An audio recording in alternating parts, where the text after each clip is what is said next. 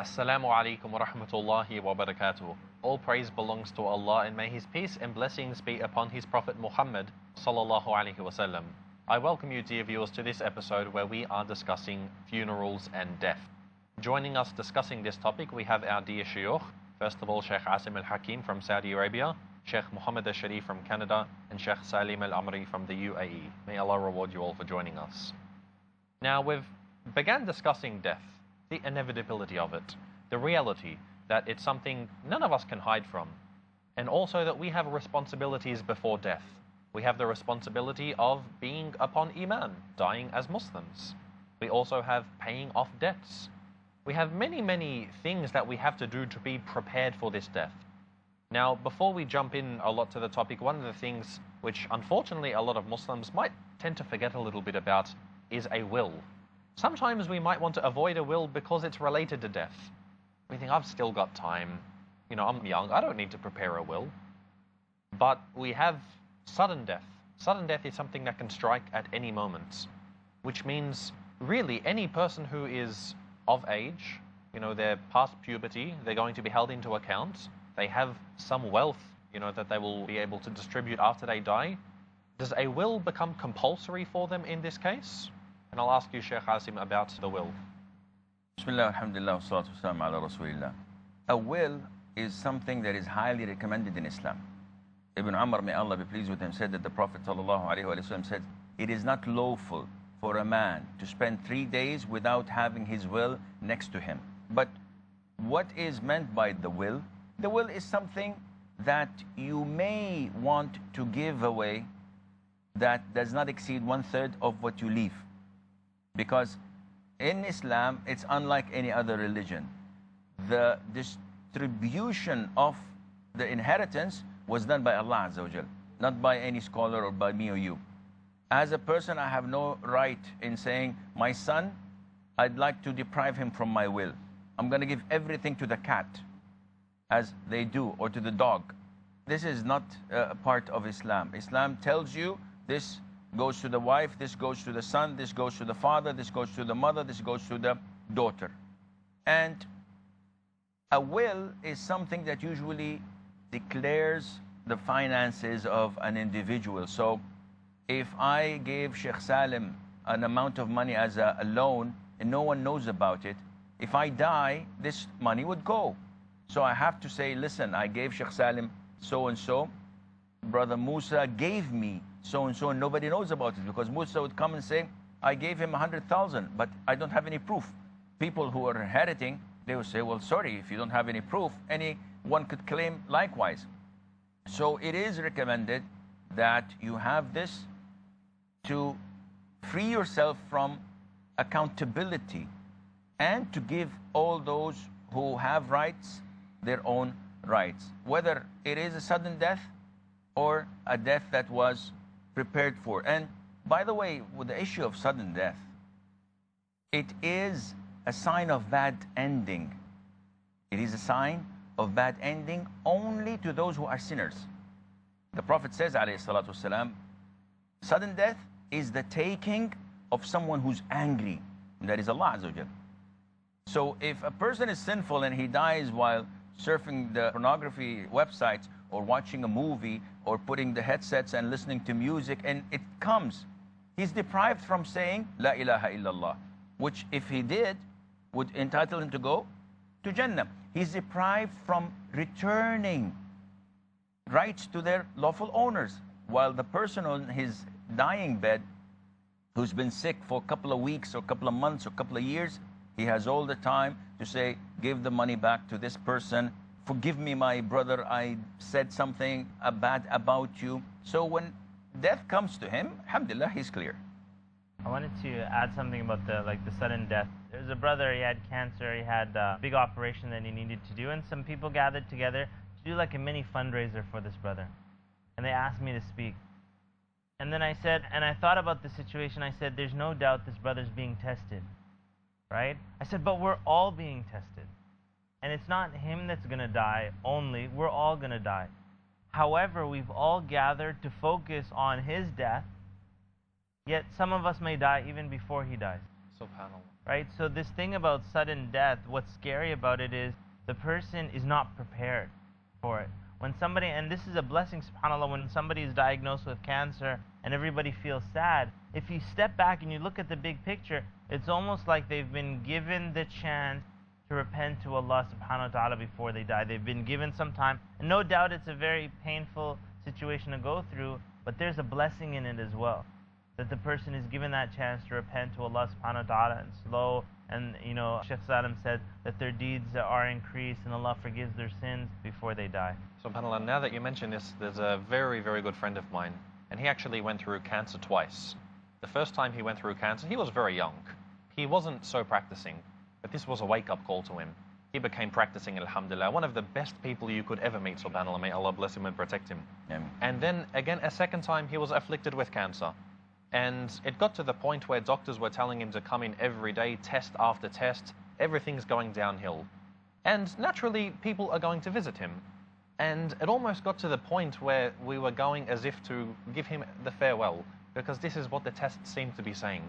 And this brother, may Allah reward him, I mean, you can't understand, I don't understand, but he said, you know, going through this drove him crazy. Your iman is played with, you know, it's a very big test.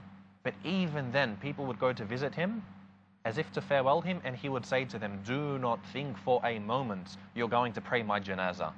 I am going to be praying your janazah. Allahu Akbar. And this brother, subhanAllah, day after day, as I said, things were getting worse. Until one day the doctors, they called him in, and they told him by this time you have 2 weeks to go. They called him in and they said, you know, we'll do our test. They did the test and they said, please, we need to do another. They said, please, one more. So he thought, subhanAllah, this must be it. Until the end of the day came, very, very long day, test after test after test. And they said, we don't know what exactly has happened, but it's all gone. You're free. The cancer is completely gone. MashaAllah. And he's alive until now, and brothers have died. And he's prayed their janazah. Who would have ever thought that this could have happened? So you see, not only was a second reminder for him and a purification, but it was a reminder for us, subhanAllah, that you can never be sure. Nobody could ever be sure when it's going to come. Now that I mention this, I have to mention this, a dear sheikh of ours who passed away, may Allah have mercy upon him, and he had lung cancer. He'd never smoked a cigarette in his life, but he had lung cancer. And we went to visit him as well, to, you know, console him, and we know it's a sunnah to go visit the sick. And he was very, very close to death, until, subhanAllah, he had all of his family there amongst, you know, with him that day, until he said to one of his sons, he said, please help me to make sajda. And he couldn't make sajda because of his condition. So all he could do was raise his finger and say, La ilaha illallah Muhammad Rasulullah. And at that moment, Allah subhanahu wa ta'ala took his soul. And I remember going to the funeral and wondering, what do I say to my friends to console him, to, you know, say some kind words? But he was smiling, subhanAllah. He was smiling. And he said, Allah took my father's soul while he was saying, La ilaha illallah. He was so happy that his father was able to go in this state, subhanAllah. May Allah have mercy upon him. Ending, mashallah. But now that we've said this, I asked Sheikh Salim. Just reminded me, our Sheikh Mustafa Makki, Al-Azhari, was teaching us fiqh. All the classes that he was giving on death, from the janaiz till the end. Then he fell sick. We visited him and he became very thin. I remember that one of our brothers asked him, how do you feel, Sheikh? What is this, your situation? Is you are weak? He said, ذَلِكَ فَضْلُ اللَّهِ يُؤْتِيهِ مَنْ يَشَاءُ. This is a blessing from Allah. This is the bounty from Allah subhanahu wa ta'ala. He bestows it on whom He. See, this is how he sees what Allah subhanahu wa ta'ala, and the sickness and this contentment, rida, to have this rida with your Lord subhanahu wa ta'ala. That only Allah, because out of love He is doing this to you. Out of love. Not me is torturing you. Imam Ibn al-Jawzi rahimahullah, he mentioned, maybe after the break. Okay, inshallah, we'll go to a very short break and we'll continue with this very good topic. May Allah reward you all. Dear viewers, do stay tuned. Inshallah, we'll be back after a very short moment. Islam solves all of its problems. Oh man. الرحمن.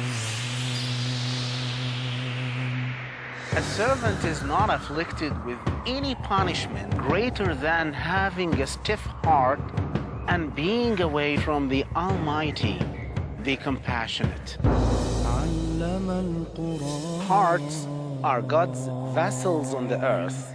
The most beloved ones to Him are the softest and the most purest.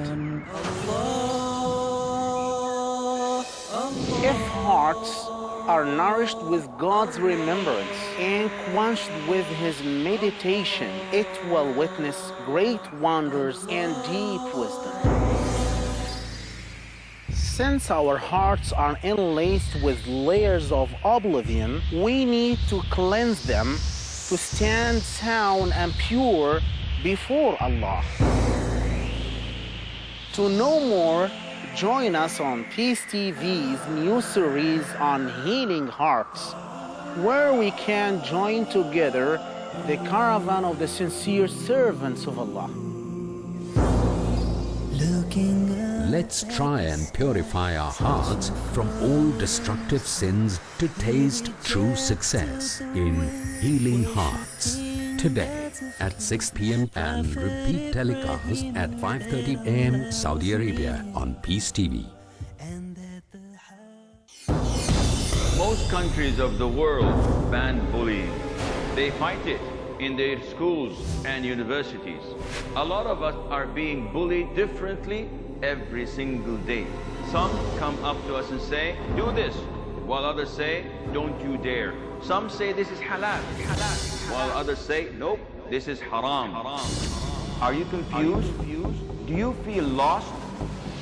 Join me in Umdat Al Ahkam, where with the grace of Allah, we will learn the proper knowledge from the Quran and from the Sunnah, which would help stop this kind of bullying. Join Assim Al Hakeem in Umdatul Ahkam next on Peace TV. Islam solves all of its problems. Assalamu alaikum wa rahmatullahi wa barakatuh. Welcome back, dear viewers. We're here with our dear Shaykh discussing the topic of funerals and death. Now, just before the break, Shaykh Saleem, you were mentioning this saying of Shaykh Ibn al-Jawzi, rahimahullah. Yes, Ibn al-Jawzi mentioned in his books, he said, there were many people, we used to see them in the first row in the masjid, find them in the first row in the masjid. And one would envy them, mashallah. Then Allah subhanahu wa ta'ala tested them. He said, one of them, he felt sick. And we heard him saying, why are you punishing me? Talking to Allah. Why are you torturing me? This is when you worship Allah upon ignorance. You have no ilm. See, our sheikhs they say this is bounty, blessing. This is a punishment. This is the ignorance when you worship Allah without knowledge. He said another one, he had one child, and Allah took that child. And he said, my neighbor has many children, and you took mine? The only one? Subhanallah. So this rida about Allah subhanahu wa ta'ala, this contentment, that we are inna lillahi wa inna ilayhi raji'un. What does it mean? We are Allah's. Allah's. He owns us, and unto Him will be the return. We are His. He takes us anytime. See the true mu'mina, Sulaym. When she lost her son, she told her husband, what do you think, my dear husband? Because, first of all, after he came from the prayer, she didn't tell him that his son passed away. She gave him the food, and after the food, she prepared herself for him, and after that, she told him, what do you think if our neighbors lent us a utensil, then they asked to have that utensil back? He said, we have to give it back.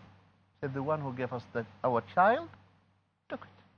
Allah gave it to us, and He took it. When He informed the Prophet ﷺ in the morning, the Prophet ﷺ said, did you sleep with each other? He said, yes. He prayed for them, and she conceived from that very night. Allah took one and gave them another one. So this is the rida. So when you fall sick before you die, just any sickness. The Sahaba, they used to rejoice when one gets the fever. because they know this is a way of cleansing and washing away the sins. There was a certain add a point to that in the topic of a child dying. And the question that comes to, a parent's mind, a mother's mind is, why did Allah take my child? And if you look through the Quran and Sunnah, there's no answer to that question. The verses and the ayat, it'll talk about the reward of the person who's patient, right? It doesn't open a discussion with the human being. And really, I thought to myself, what kind of answer would be like the mother would agree with that kind of answer? Nobody will agree. But just like Sheikh Salim said, it's about rida, it's about acceptance. So if it's not a discussion between the servant of Allah and Allah subhanahu wa ta'ala, it's that if this happened, then the person accepts what the situation is and turns it for the better, makes it a mercy for them. I would like here to add something, that a glad tidings, actually, when you lose a child, when Allah takes the life of a child who hasn't reached the age of puberty, these children are called afrat, the afrat, and they are intercessors. They are in the Jannah, waiting for you. Among the intercessors on the day of resurrection are those children. The malaika, the angels, they tell them, go inside, go inside. They are at the gate of the Jannah. They say, no, we will not go inside until you bring our parents. Subhanallah. The father or the mother is in the hellfire. So Allah tells them, bring the mother or bring the father. So this child is there waiting for you. That's why we Muslims, alhamdulillah, ala ni'mat al-Islam, wallahi. This is the blessing of Islam, brothers and sisters. The way life to us, we move from one phase to another phase, that's it. We're not afraid because we are in this life. Then we move to another form of life, which is, we call it barzakh life, transitional life. Then from that phase, we go to the other phase where we meet Allah subhanahu wa ta'ala. And I always tell my brothers and sisters, you see, the way we have to look to it, that we are sitting in the lounge in the airport, waiting for our flights in queue. So we are chatting, then, okay, Sheikh Muhammad, this is my flight. Okay, you say, we'll catch you on the next one. That's it. It's a flight. One before the other. One will arrive before the other. And the real home is the Jannah. That is our real home. We should always think about it and work for it. The moment in the authentic hadith, the soul arrives there, the moment the soul arrives in the Jannah and is taken and put in the shroud, all those believers who preceded you, your friends, are waiting. The moment you arrive, you say, tell me. And they ask you about the news of the people behind. And they ask you about someone they know. And he died before you, but he didn't make it to the Jannah. You tell them, didn't he come? Oh, ذهب إلى أمه هاوية. He didn't make it. That's why a Muslim, he knows this is why the non-Muslims are afraid of death. And they don't want you to mention it. Because they are in the dark. They don't know what awaits them. They don't know this. But the Muslim, everything is clear, alhamdulillah. He knows from this to this to that. Thanks, SubhanAllah. We know, and as this just reminding me, the reality is that our father, Adam alayhi salam, he was from Jannah, Yes. from paradise. So therefore, we can almost consider ourselves, we're all immigrants away from our homeland, waiting to return. And we know the Prophet, peace be upon him, said, be in this world like a traveler, passing on his way, stopping for a moment and then passing on. So this, in essence, is a reminder, don't get too attached to this world. Because it's only a short time until we go to eternity, until we return to Allah subhanahu wa ta'ala. And these, going in with the theme of what we were discussing, about having our whole life as a preparation for this. Sometimes we might get caught up in the dunya, sometimes we might think, or we might fool ourselves and not think of death, so we think that this world is going to be our eternity, that there's nothing else. But when we have that right perspective, may Allah reward you for reminding us, we're going to truly see that it's just part of our journey. What Sheikh Salim said about his Sheikh Mustafa Mahdi, may Allah have mercy on his soul, reminds us of the balance in a Muslim's life. So we have the fear of Allah and we have the hope as well. And the Prophet said this, alayhi salatu wasalam, beautifully and eloquently. do not die except thinking good about your Lord. But the Prophet is telling us, at the time of dying, you should not be in despair. However, scholars say at the time of living, you should be afraid.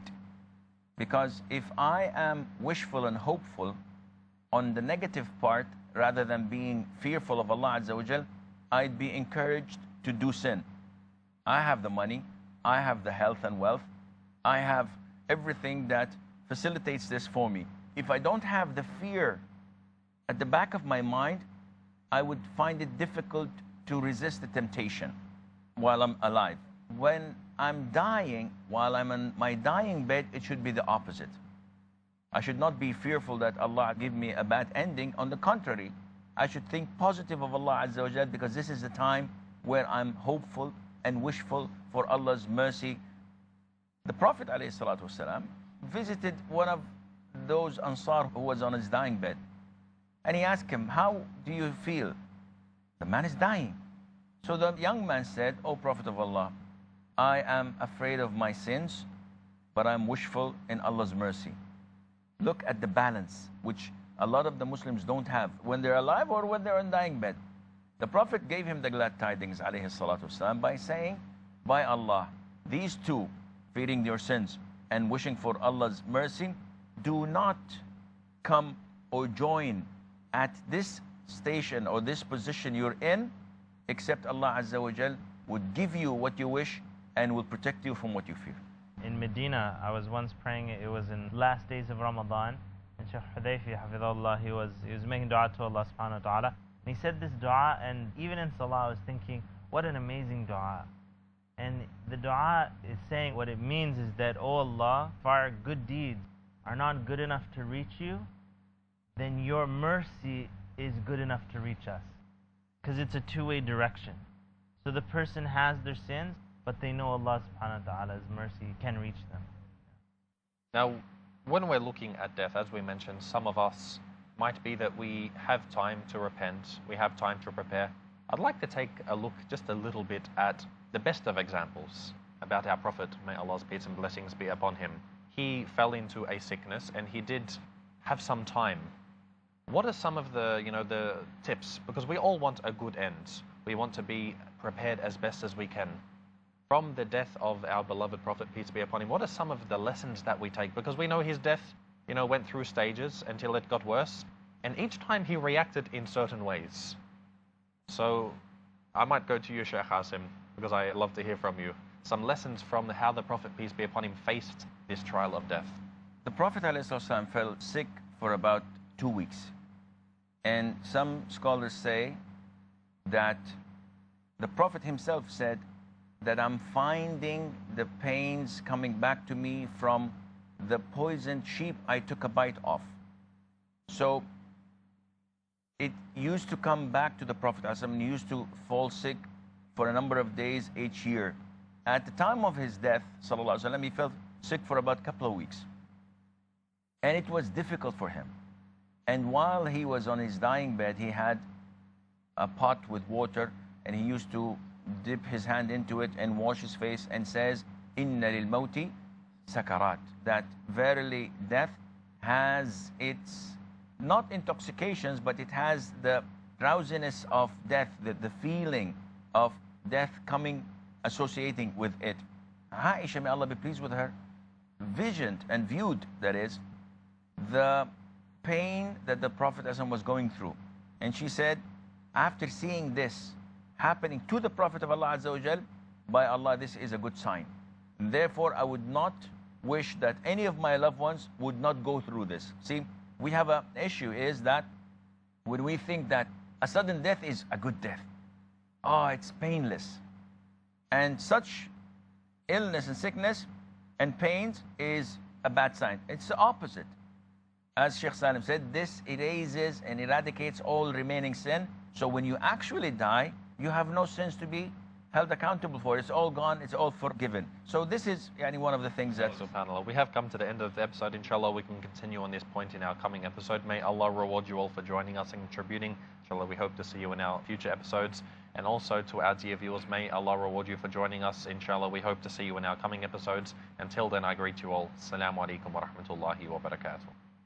A way of life, a way of life, a way of life, a way of life. Islam is a way of life, a complete way. Do you know what Islam says? It says that life's the greatest test. It says that life's a borrowed space, returned upon rest. A way of life, a way of life, a way of life, a way of life. Islam is a way of life.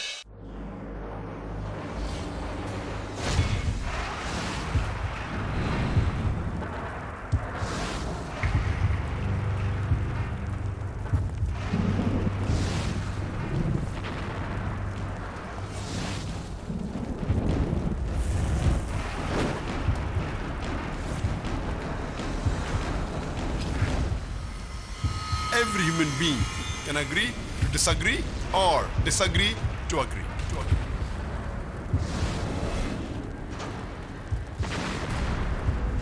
Dispute superstitions and refute the myth which is created around the word religion, which is misinterpreted, misconstrued, and